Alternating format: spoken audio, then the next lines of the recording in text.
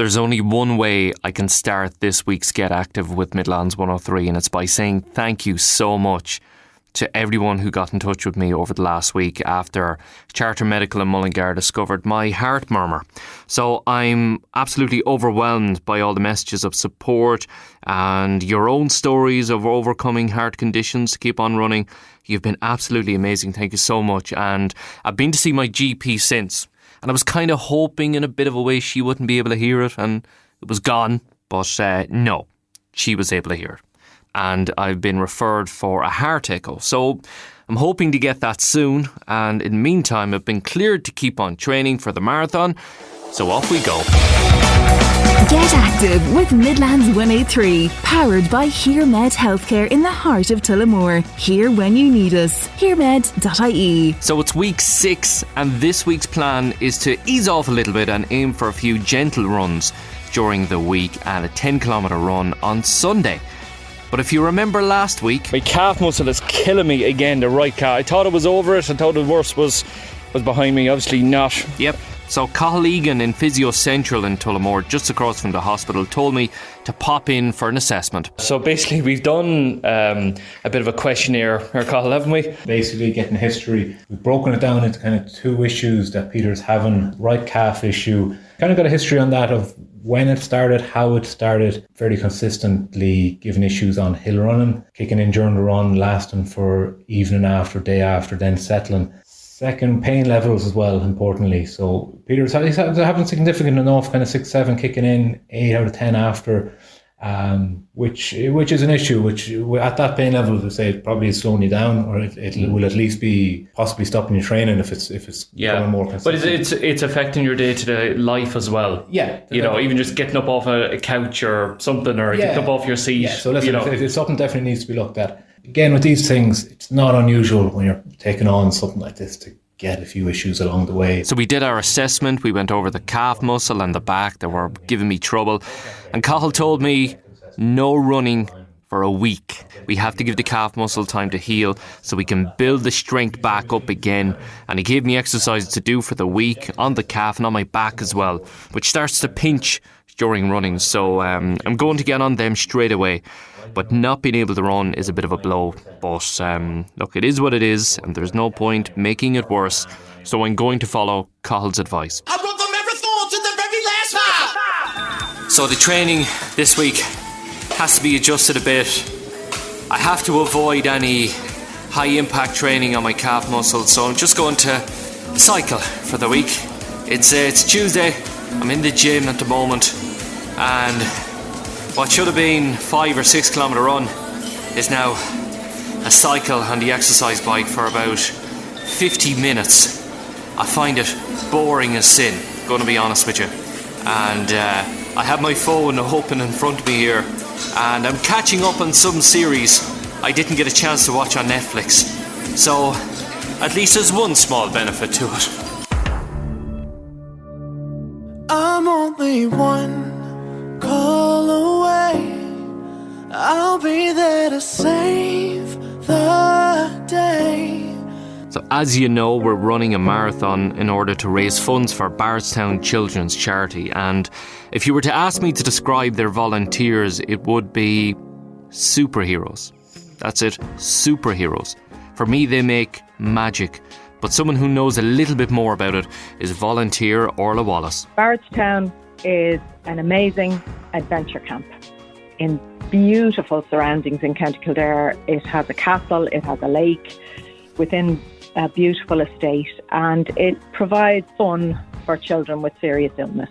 It was founded in 1994 by Paul Newman, the American actor. Yeah, that's Paul Newman, the actor, isn't it? Yeah. Yeah, Wow. a really decent person who has said that he was so lucky in his own life, he really wanted to pass on that kind of, I suppose, luck to children to be able to enjoy something while they were experiencing something difficult. So just an amazing person, and it's open 30 years now this year. It's just, it's such a special place. It's what goes on there is so amazing that you just feel like you want to shout about it from the rooftops, as you are doing, Peter, and as I am doing it is just such a special place. It gives the kids a range of adventurous but challenging activities. So even though they have maybe a serious illness, they can still challenge themselves, and that gives them a sense of empowerment, I think. So it gives them a break from the hospital treatment and a chance to see kind of beyond their illness and see their capabilities rather than their limitations. A big thing that it does as well is allows them to make amazing friendships. Everybody that goes there has a different story. You know, they're all going through something no child really should have to experience. And that kind of similarities bond them and make it easier for them to make friendships. And they have great fun with their families while they're down there. So I can't say enough about the place. It's just spectacular. Absolutely. Orla, what's your link with Bardstown? Our son Ben first brought us to Bardstown. I describe Ben as easygoing, witty, gorgeous boy into tennis and music. And Ben was diagnosed with leukemia in 2011 when he was 12. And he went through 4 years of chemotherapy in Crumlin Hospital, St. John's Ward, and had a bone marrow transplant from his little sister Ava, who was then 8. Wow. So he went through a very long, tough illness and brought himself really through it all with strength and positivity and always a smile. And Bardstown really helped with that, you know. The four of us, Kevin, my husband, myself, Ben and Ava, went to a family camp in Bardstown in 2012. And Ben went to 2 summer camps by himself and a brothers and sisters camp with Ava.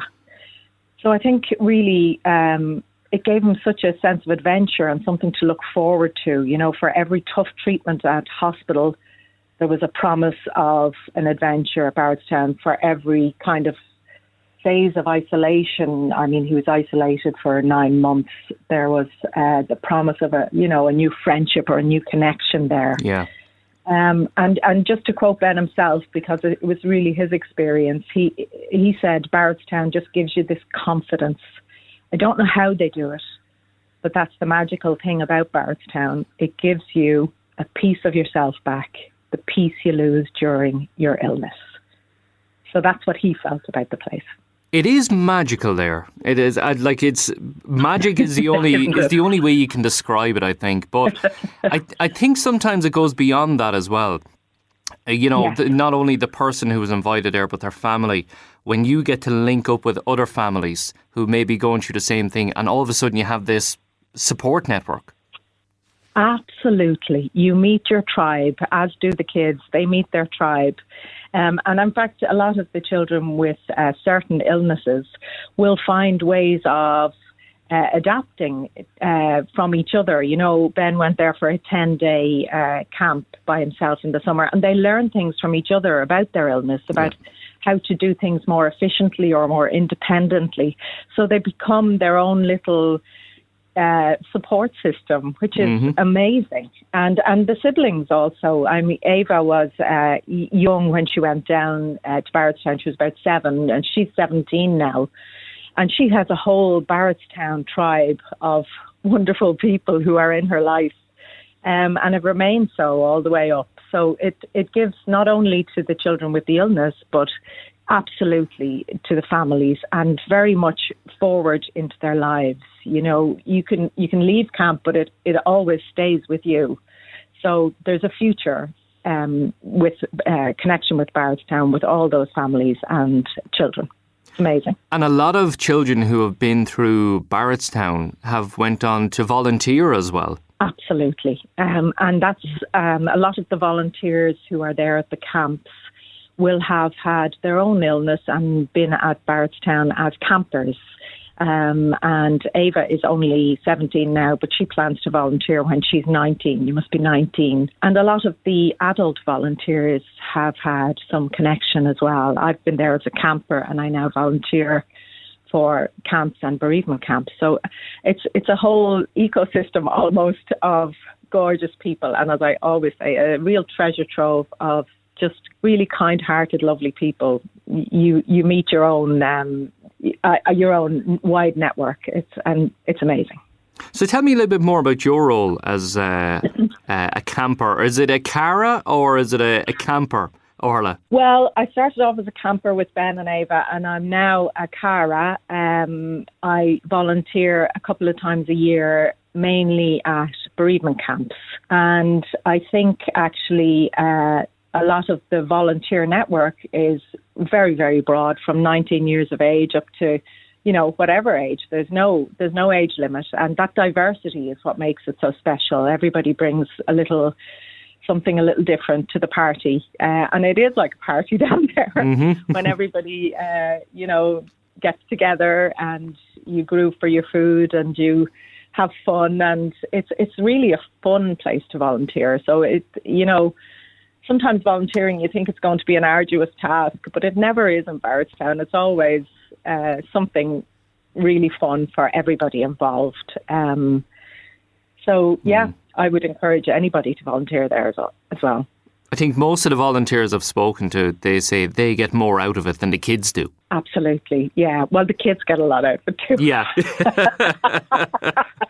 No, they do. They do. You get tenfold back what you put into it, really. And just how you feel when you're leaving camp on the Sunday, knowing that, you've been part of this amazing experience for everybody involved. There's a real heart swell every time I drive into the place, and also every time I drive out, knowing that something good and something really meaningful has gone on inside those walls over that weekend for so many children and their families.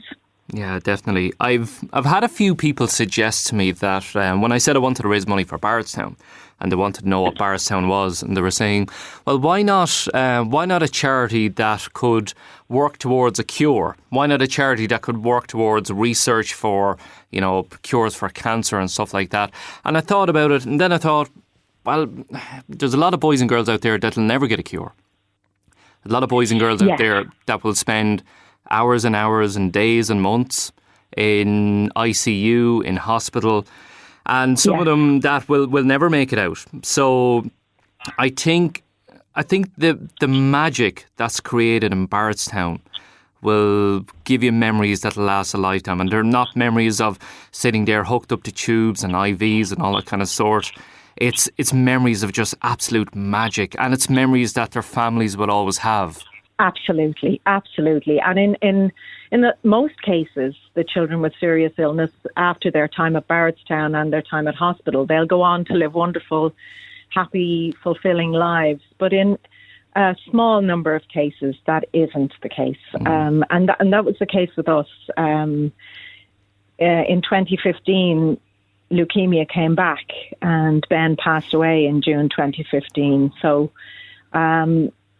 the unimaginable happened, and Ben was no longer living in this world with us. And we were devastated at the time, and we were just looking for anything to help. And I honestly feel that Ben took the reins and guided us back to Barrettstown, because we attended a bereavement camp there in 2016, the only of its kind available. And, we were so lucky to have such an amazing person as Ben in our lives, and we are still so very connected to him. There are echoes of him all around us every day. And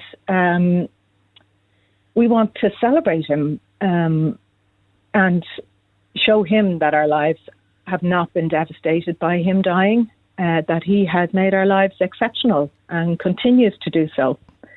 And we were looking for a way to celebrate him. And as is always the case in our tough times, Barrettstown just appears on the horizon. And during his illness, Ben did a lot of articles and videos for Barrettstown to assist them with their fundraising. So we wanted to kind of continue what he started, So Barrettstown has given us many ways to celebrate Ben through volunteering and through our fundraising group, Ben for Barrettstown. And Ava, my daughter, who is 17, was his bone marrow donor. She and he were connected so deeply. And she's heavily involved in Benford Barrettstown and Barrettstown. She's on the youth board there. And that will be part of a happy future for her.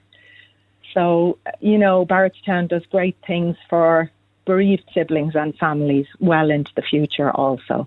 Absolutely. And what we were talking about earlier, children have been through Barrettstown, become volunteers, and, in a parallel to that, you were obviously brought there through Ben, and now you're back as a bereavement counsellor. That must help you as well when you get to go back and you get to talk to other families who've been through similar situasituations as yourself. It greatly helps, Peter.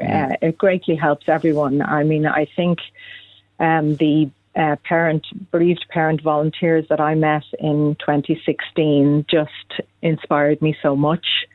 And actually, a bereaved parent can probably never put their foot in it with another bereaved parent. There's a kind of an easy relationship. You can't say the wrong thing because you're both on an even keel. You know exactly what it's like to be in that situation. Yeah. So we are more forgiving around each other and more accepting of each other. And I know the facilitator in Barrettstown, the bereavement camp facilitator, Peter, says the best thing you can do for a bereaved parent is introduce them to another bereaved parent, because they just get it, instantly. Yeah, there's a subliminal kind of affinity with each other where you just know how it feels and how to help in a way by maybe just listening. Or there's a bereavement camp now in the start of February, so we go down for 4 days with newly bereaved families, and as you said, we get so much out of it ourselves. It's just, again, a gorgeous way for me to celebrate Ben while volunteering. That is amazing, Orla. And I think that really explains the magic of Barrettstown as well. A lot of people will never get through them big gates. They'll never get to experience that magic. But what they will know now is where their money goes when they donate towards Barrettstown and all the good it does. And fair play to you, Orla. And you are a big fundraiser as well for Barrettstown. Yeah, listen, it's my privilege to do it, Peter. They've done so much for me and my family. I would do anything for this organisation. And they're so well governed that I feel great trust in it. So, we do huge fundraising over the last few years. We started out in Cara Village, a tiny little village that I live in here, who've always loved and supported Ben and the whole family. But we started with just 10 women at the VHI Women's Mini Marathon in 2017. And just 2 years later, there were 100 women involved. So it just took off. Amazing. It really, really did take off. And during the pandemic now, we held virtual events around the local community, and Ben's school and his tennis club and all that have really supported us. So we've been lucky enough through some very, very kind-hearted people and companies to raise 100,000 to date for Barrettstown. That's incredible. Well done. We fund. Not at all. It's a pleasure, and it's not me. It's everybody involved in Ben for Barrettstown. There's an army of women there who just give their all every year. They really I'm indebted to them forever. They just really give everything, and Ava and her friends are involved. We're none of us are serious runners at all. I'm definitely not a serious runner. We ran the first year or two when there was a couple of us, and we've slowed down a bit now. My knees, as you said, the injuries start to come in, my knees and my hips and all that. I'm with you. I'm with you on that. Yeah. No, but you see, I have an easy way out. You don't have such an easy way out. The mini marathon is 10k and it's walk, jog or run. So it's an easier ask. You have a much tougher job, Peter. So it's walk, jog or run. It will be great fun is our ethos, and that there's never any pressure. So the virtual event kind of showed us that walking and talking was giving us more back rather than running and trying to achieve a certain target. Yeah. So actually we're very easy with each other and no stress at all on anyone. So we have lots of people in all the different categories, and obviously Ava and the younger contingent would be, runners and joggers. And so we have representation in all the different areas, but I would say we have a large set of walkers who are in maybe an older age group. And really what happens is we have such great camaraderie on that day at the Women's Mini Marathon. We just have a fantastic day from the start to the finish. The Mini Marathon has a similar feeling in a way to Barrettstown, because all of these, say, 30,000 women all have their different stories. And again, when they come together, we're all running, jogging or walking for your own person and your own charity, but also collectively for everyone in the hearts of all the women taking part on the day. So the atmosphere on race day has to be experienced really to be believed. So many wonderful women all together as one. So you will feel that in your marathon in Manchester. There's nothing quite like that togetherness, to achieve something. So we just offer runners every year for the next adventure. Brilliant. The 2nd of June, Sunday the 2nd of June is the mini marathon for any women who might be thinking of it out there. Very welcome to join us. But it's our chance to celebrate Ben, but it's anyone's chance to celebrate Barrettstown. There's always a story behind a fundraising event or something. There's a motivation behind it all. And, we end up with sore legs and sore limbs and stiffness and all that kind of stuff. But something, Orla, it is nothing compared to what some children have to go through. And absolutely nothing. We cannot complain. We will, but we cannot complain. Peter. That is such a good point, Peter. When you see what the children bring themselves through with such smiles and laughter, they are incredible children and they deserve our support in any way. Absolutely. Orla, thanks so much for joining us. Thank you, Peter. My absolute pleasure to talk about Barrettstown and Ben. Oh, really God, thanks so much. And good luck to you in your marathon. No better man. Oh, God loves a trier, Orla. God loves a trier. Keep trying. I will. I'm only one call away. And remember, you can donate on Midlands103.com or through our Facebook or Instagram pages. Just find Get Active with Midlands 103.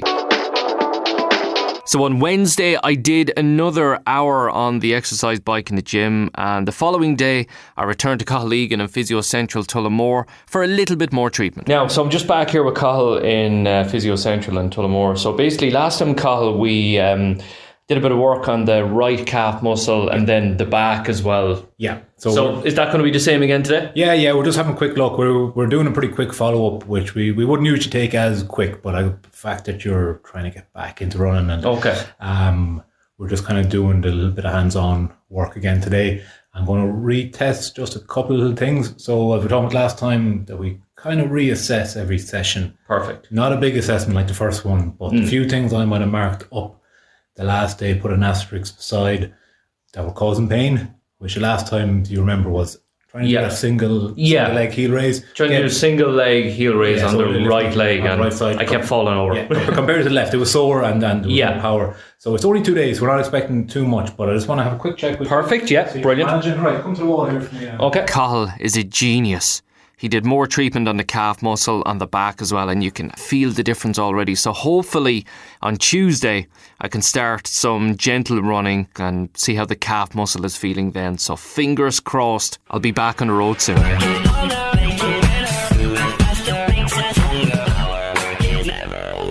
I got back on the bike Saturday, but this time the frost cleared and I got into nature. I got onto a real bike. It was brilliant. So in the end, I cycled 22 kilometres, but it was loads of fun getting out and about all across the Midlands. Refreshing to get out of the gym, How could I forget to mention the bicycle is a good invention? So as well as myself training for a marathon, we also have a Midlands 103 team training for a half marathon. So let's check in with one of those, presenter of Encore, Claire O'Brien. Just finished my first full 5k, having started the Couch to 5k programme back in November, and I feel like I have won the lottery. A bit sore, a bit tired, but really, really, really glad to be out and feeling really positive. Very grateful for my local GAA club and the walking track around it, even on a windy night like tonight. Really, really pleased with myself. It doesn't put me quite in the full programme for 13 miles by St. Patrick's weekend, but I can run for half an hour for 5k without stopping, and I have won the lotto. Let's see how our head of sport, David Hollywood, is doing. Well, Peter, I'm just in the door from training session with the Tullamore Harriers. We were doing 6 by 1 kilometre runs with the 200 metre breath-catching jog in between, obviously through the teeth of the storm of Jocelyn, which wasn't that much fun. I had nothing in the legs this evening. After a kilometre, I knew that I didn't. So I measured my effort and just kind of pushed it around for the other 5k. I'm glad I completed the session anyway. And I think I've pinpointed where things went wrong. I couldn't get my beans on toast for lunch today, as you know well. And soup just isn't the same fuel. I'm telling you. And big shout to my marathon buddy, Christopher Cribben. And it seems I'm not alone in not being able to run this week. I'm not going to make the 10k run this week. I got a relapse of the flu, unfortunately. But in other news, we are going to do our very first race, lad. We're going to do the Turgis 10 mile. It's the one in Collinstown. There's only a few places left, so I said, sure, let's take us down for doing them anyway. So we'll be doing our very first race on the 25th of February. We get a nice medal, our first medal together, and hat and a few bits. So we'll enjoy the bit of crack at that, sure. See how we get on. Cheers, lad. He's a great man for surprises, says Christy. You know that? First of all, he got me into the lake, and now he has me down for our first run. So, 25th of February, hopefully I'll be in one piece. More torture. Remember, it's all for a good cause. We're raising funds for the brilliant children's charity Barrettstown, and thank you so much to everyone who's donated so far. You can donate by logging on to midlands103.com and clicking on Get Active with Midlands 103. Remember, donations are online only via our iDonate page, and everyone who donates €10 or more will go into the draw to win a signed Manchester United jersey donated by the club themselves. And a big, big thank you to everybody who's donated. A couple of mentions to Corona O'Brien, to Rebecca Mullen, to Paul Brady, Caroline Conley, Martin Fitzpatrick, to Enda, to Keith Burke, Rachel, and all the anonymous donations as well. Thank you so, so much. We want to be able to smash that target of €5,000 raised for Barrettstown Children's Charity. So if you can give anything, please do click on midlands103.com. You can find Get Active there, and you can follow the link to our iDonate page as well, and you can donate online only via iDonate, where all proceeds go directly to Barrettstown Children's Charity. Get active with Midlands 183, powered by HearMed Healthcare in the heart of Tullamore. Here when you need us. HearMed.ie.